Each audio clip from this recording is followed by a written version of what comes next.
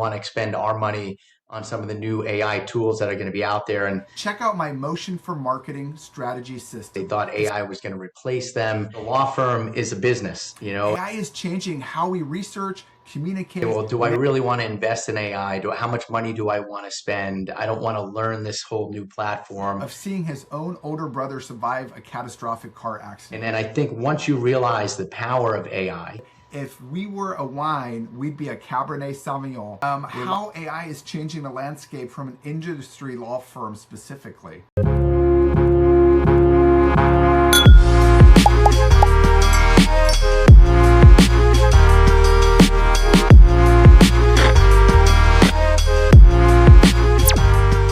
Welcome back to The Search Bar, the podcast for law firm leaders who want smarter growth without the guesswork. Wine optional. I'm Eric Ritter, the SEO sommelier and founder of Digital Neighbor.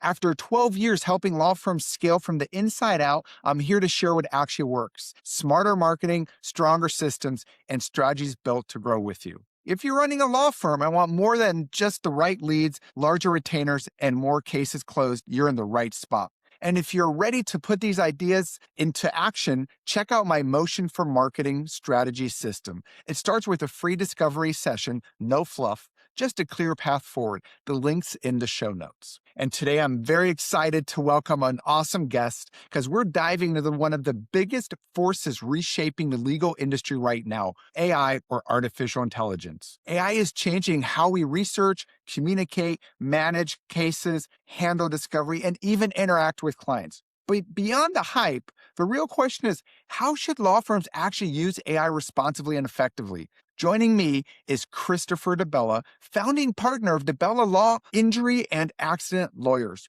Chris brings a deeply personal understanding of what accident victims go through, grounded in the life-changing experience of seeing his own older brother survive a catastrophic car accident. That moment shaped not only his career path, but the empathy and urgency he brings to every client. Chris, thank you so much for joining me today. Eric, I'm really looking forward to this. Thank you so much for having us on. And quite frankly, it's a great topic. We've talked about it many times, and it's changing. I think every time I talk about it, there's something new to talk about. That's amazing. And we're just getting started in 2026, so who knows where we're going to end up here as the year goes on.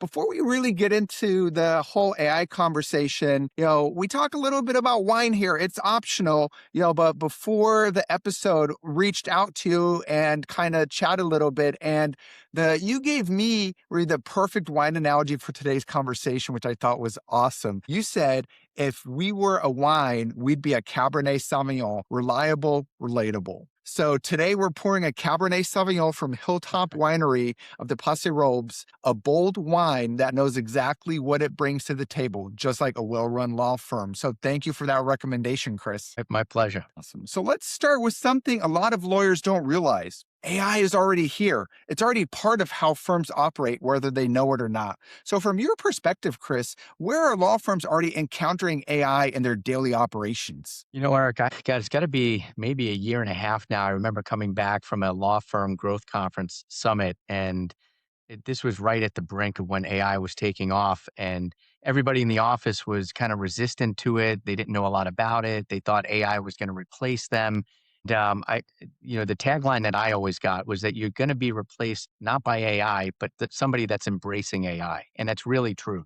Somebody that's, immersing themselves in it, learning how to make it a better employee, learning where it can reduce redundancies and inefficiencies within your firm and your office are really going to make those employees invaluable. So that's what I would urge everyone to do. But since we started down the path of AI, it's really evolved and continues to evolve. So we go to regular summits and conferences to learn more, to see what new tools are out there. We're constantly trying out new ones, discarding old ones, see what works. But we're engaging AI products on a daily basis. And you're an injury lawyer, so I'm curious how AI is changing the landscape from an industry law firm specifically. A great question. We just had our 2026 summit meeting today, and a great deal of that is dedicated to, what do we see 2026, what's on the horizon, what can we utilize, where do we want to expend our money on some of the new AI tools that are going to be out there,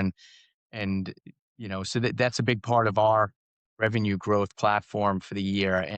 And, we, from a business perspective, not just, there's kind of, in my mind, the law firm is a business, and we talk about how does AI help the lawyer, in terms of drafting memorandum and, complaints and motions, but it's also how does it help grow the business? How do we use it in marketing? How do we use it in case management? How do we use it in our intake system? There's so many areas within the law firm, the business side and the legal side, that it can be incorporated. And we use it in pretty much all of them to one degree or another, depending on, what is most interesting to you or your audience. I'm happy to get into.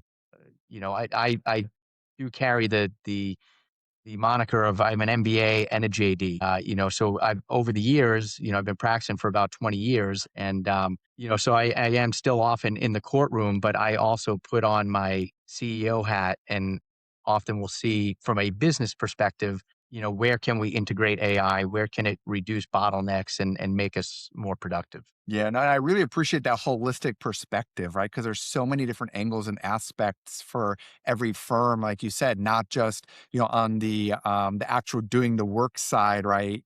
Preparing to go to court or prepare a motion, but also on the business side. So you really need to look at it from all different angles, a full 360 approach, which a lot of times people don't do. They think, hey, I can only use it this way, and they try to kind of hammer that round peg into a square hole. But I really like how you said it, that there's a lot of different applications for AI in a law firm, and just it sounds like just be open minded, right? Just be open minded and really look where can it help reduce those redundancies and get rid of those bottlenecks. It's a great point. The thing that I get, and I've lectured on this a few times, and there's different segments. I'm kind of somewhere in the middle. I'm not a new attorney, but I'm not nearing the end of my career either, and I'm kind of somewhere in the middle. I have plenty of years left. But when I lecture and I get questioned from some of the older segment of the bar, they say, "Well, do I really want to invest in AI? How much money do I want to spend? I don't want to learn this whole new platform." And then you get the younger generation that's already been introduced to it in law school or in undergrad, and they want to hit the ground running and take on every tool, but where do I start? And a lot of these things, they have a cost associated with them. And like I said, you could integrate these just in your business meetings from AI chatbots that can take these things down, summarize them, create to-do lists for everybody that attended the meeting, to, helping you draft, a legal document, to helping in your marketing, to helping your CRM and your intake system. So it can be overwhelming, and the thing that I would say to somebody that's new is really take a holistic view of your firm. See where the most need is and just get started. Dip your toe, see how you like it, see what products are out there that might be able to best service the needs that you have immediately. And then I think once you realize the power of AI and what it can do, you'll expand that naturally out into other areas within that firm. But I do think it could be a little daunting to say, oh my God, I've now heard Chris talk about 20 different products that can do everything from, identify the caller as they come in on this automated call, give them an automated AI message, then redirect it to somebody that's the proper person in your firm, to helping, chop up this podcast in seconds and create viral clips, using an AI, to, drafting different marketing, helping on your social, to doing legal research. There's so many different facets that I think certain people can get overwhelmed and kind of just say, you know what, that's too much and shut down. I think, find one area of your firm. It could be marketing, could be intake, it could be in the legal side. Learn about the products, take on some of those calls, and I'm happy to go offline with any of your audience members and talk through some of these things. But find that place that you have the biggest bottleneck. Maybe you have too many demands to get out. Maybe you can't bring in enough clients and you don't want to hire staff to ramp up your marketing efforts. Find out what that is, then find out some of the AI products that are dominating that space and try one. Most of these are month to month, a lot of products. And you can try a couple, educate yourself, find out what works, what doesn't, what works within your budget, and see if it's really helping reduce the inefficiencies in that area. And if it is, I think what you'll find is that some of these are actually saving you money. So, even though there's an upfront expense, you may find that they're actually saving you manpowers. They may be saving you from hiring somebody. They may be making you more efficient so that now you're able to do more with less. So maybe you now even can put off that next hire because you've able to reduce your bottleneck in that areas. Yeah, I love that takeaway. Just find somewhere where the biggest need is and just try it out. Dip your toe in the water, right? Test it out. Makes a lot of sense. And I appreciate you as well offering, to go offline with if someone has a question there as well. I want to shift, Chris, if you don't mind, to the AI and the law because it's evolving so fast. Every day is probably something new. Every week is different there. And so, just curious, from your perspective today, what kind of ethical or legal risks do you see when you maybe overdo it? Right? We talked about just trying it out, kind of getting your toes wet, but I'm sure there's also people that are over relying on it too heavily, and what kind of risks do you see there? Well, that's actually a great point. You got to make educated decisions and inform yourself before you pull the trigger because one of the things that you don't want to be doing is the wrong type of legal work in the wrong platform, right? You don't want to be going and divulging private confidential client information on public networks or public AI bots. So there are closed networks. I mean, quite frankly, there's a lot of Microsoft products, things that we have already been using, which we put into our Word documents every day that are now cloud-based that get shared through Dropbox. And a lot of these things are out there that we're already using client information in. I would say stay close to the behemoths in the space, right? The co-pilots, the LexisNexis, the Westlaws, the places that have a lot of these security protocols in place that have closed loop networks that, many attorneys are already using for their legal research. And they're using the AI within some of these companies to enhance what they're already using. What the problems that you can run into is that people are just saying, oh, I want to go with the $20 solution on a chat GPT. And they're uploading client information and they're now sending this out and these models are learning from that and it's going out into areas that they shouldn't be getting divulged. And, they're having those types of platforms draft these confidential documents that I would not recommend. So there's a right way and a wrong way to do it. And, the biggest issue that we're seeing in court, I mean, I'm subscribed to weekly periodicals within the states that I practice, national law journals, and you don't have to look far to find the lawyers that are using these ChatGPTs and Claudes and Groks. And the problem is that some of these things hallucinate, or they're making up cases and they're getting cited and sent on a regular basis. And that's because they're jumping in without educating themselves as to where is this information getting drawn from, right? If you're drawing a complaint or an opposition motion within LexisNexis or Westlaw, this is working within the framework of all of the case law and statutes that they've already accumulated. This is not now just ChatGPT that's going out to the internet that is finding stuff or making stuff up. Now, it doesn't mean that those platforms don't. The layperson may say, oh my God, well, some of these things it's referencing is accurate, and it is, but some of it is not. So you really have to pay attention to the platforms you're using, pay attention to the risk exposure it's giving to you and your clients and the confidential information, and also make sure that you're doing your due diligence. You cannot just put it out there, draft it, and expect that it's accurate, right? We cannot just get work product produced and expect that it's accurate and just wash our hands of it. No, we are responsible as attorneys for the information presenting to court, and we have to do our due diligence and make sure we're checking every citation for its accuracy, just like we were doing if we researched the case ourselves. Yeah, it seems like the old adage, if you can't trust everything that's on the internet, still applies, right? You can't trust everything that comes out of AI. Do your due diligence, because that's a term we never really talked about before. AI's hallucinations, right? Where there's a platform that's just making things up, which is scary. And I'm sure you've heard the stories as well, where people are in front of a judge in court bringing up case law that doesn't exist, right? Just because AI is programmed in its DNA, if it had DNA, right, teaches us to make us happy. And if I'm saying, hey, find case law for this case, it's like, sure, I can make that up for you, right? So checking your work is even more important now and making sure, is this actually accurate information? So I like what you said there is using the tools that were created specifically for certain use cases, right? LexisNexis, Westlaw has great AI tools that work within a certain framework that at least is a starting point and a foundation that is usable, but then you still have to do your due diligence on your own to make sure that it applies to your unique situation. I'm old enough, Eric, that when I was in law school, I still had to go to the book and you'd shepherdize it and you make sure it was still good law.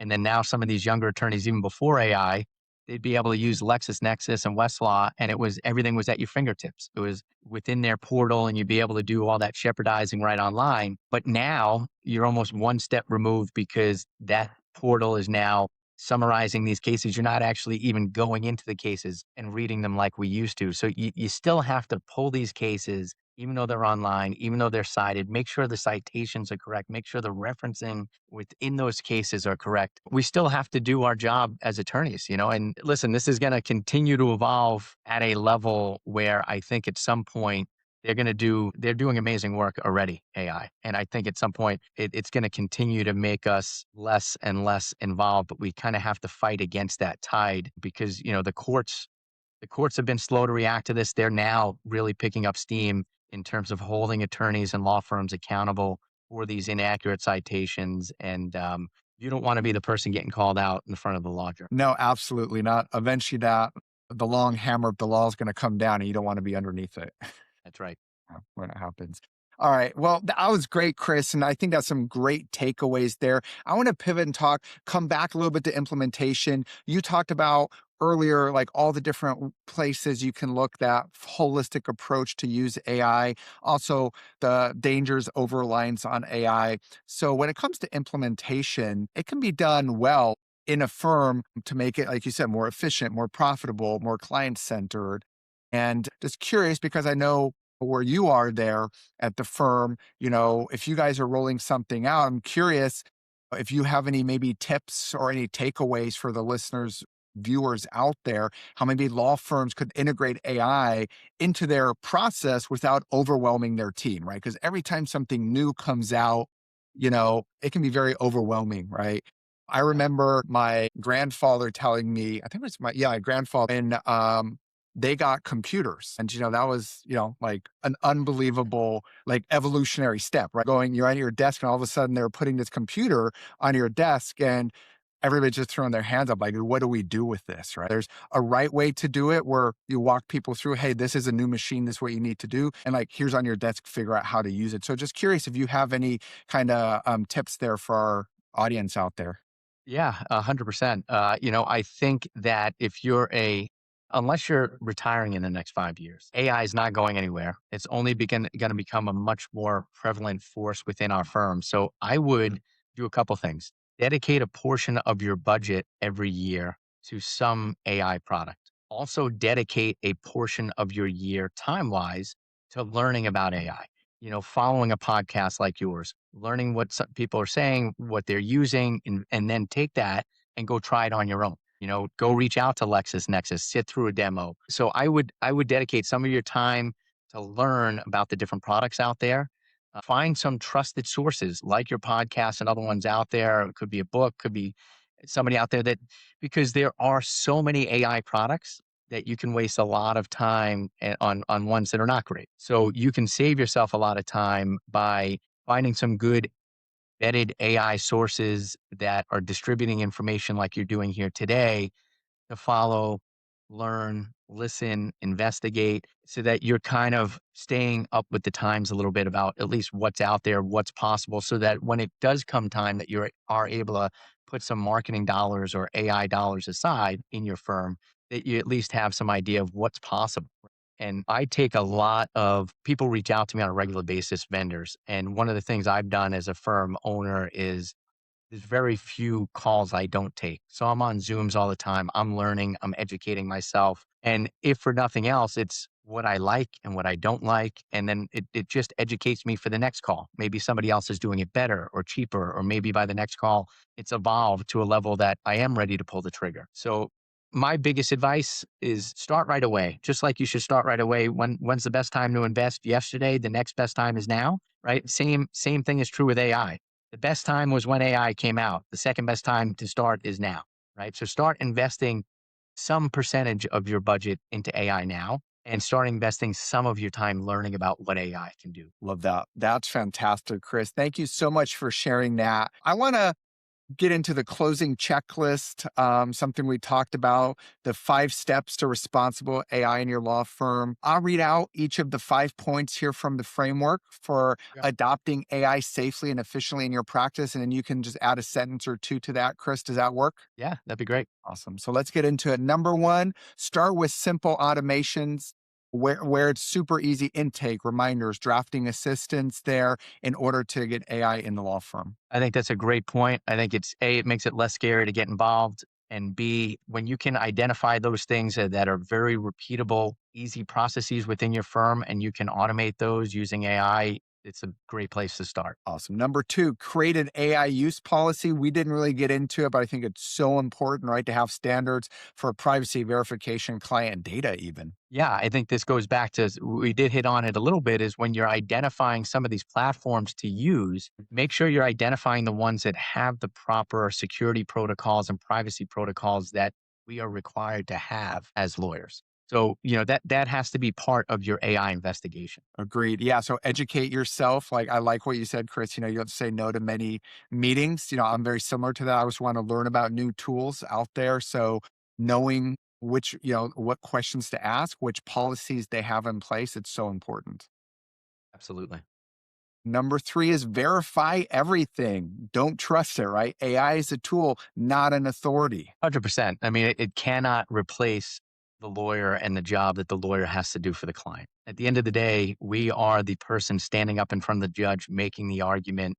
And A, you need to do it so that you understand the case and that you've thought everything through. I think there's going to be, we have to resist the urge to just create it. And it does produce a product that you're like, oh, I can just trust this. It looks good. It sounds good. But I think if rather than saving 100% of your time, let it save 50% of your time. And the other 50%, you got to dive deep into that and investigate it. Make sure it's accurate. Make sure you don't need to follow up in certain areas. Make sure there's no holes in the argument. This is what we went to law school for. So, we have to put it to use still. Absolutely. Couldn't agree more. And that leads us right into number four, protect the human element, right? That empathy, that strategy, that negotiation, that trust, that can't be replaced by AI. You're 100% right. And, I've gone to a lot of seminars and we've talked about where is AI going and what can AI at some point just not do. And what they can't do is what we're doing right here. They can't empathetically have an exchange about a client's case and understand the plights they're going through and the sleepless nights and the pain and suffering of the family and be able to really relate on that and explain why we're the right firm to work for them. So, anything that's client facing, from that initial phone call to client follow-ups to, in-person meetings or Zoom meetings, I think we have to resist the urge of just saying, hey, let's just have an AI bot reach out and say, how are you doing? There's certain things you can automate, hey, you have a follow-up coming, just like when your dentist, hey, just a reminder, you have a dental checkup next week, but it can't be, how was your MRI? No, we need to still be involved in our client's case, understand what they're going through, because that is the story we're telling. And I think something's lost if you remove yourself from it. Couldn't agree more. That's perfect. Last but not least, number five, stay educated, right? If anything, make sure you understand the laws, the legal environment, the ethics, the AI capabilities are evolving fast and changing all the time. Yeah, well, you're doing a great public service here, and that's something. There's more and more podcasts like yours, and journals and periodicals and things that, a year ago there were less, at least specific to the legal industry. So utilize this. Continue to follow your podcast. I'm sure you're going to have more things on AI. Maybe we'll pop back on as things are evolving. But it's a great place to come in, check in, hear what's the latest and greatest news, hear what's going on, how rules have changed, how this has affected the law, how it's getting implemented. Couldn't agree more. Well, Chris, thank you so much for bringing such a grounded, real world perspective to a topic that's often overhyped. Like we said, AI is powerful, but empathy is irreplaceable. And I think you, Chris, are the perfect voice to explain how those two things can coexist in a law firm today. And if you're a listener out there, you're ready to scale smarter, not harder. Book your free discovery session through our Motion for Marketing Success System today. That link will be in the show notes today. And if you enjoyed today's episode, share it with your colleague. Leave us a review. It helps more firms learn the strategies that actually work. Until next time, stay curious, stay grounded, and keep building a law practice you love. Cheers, everyone.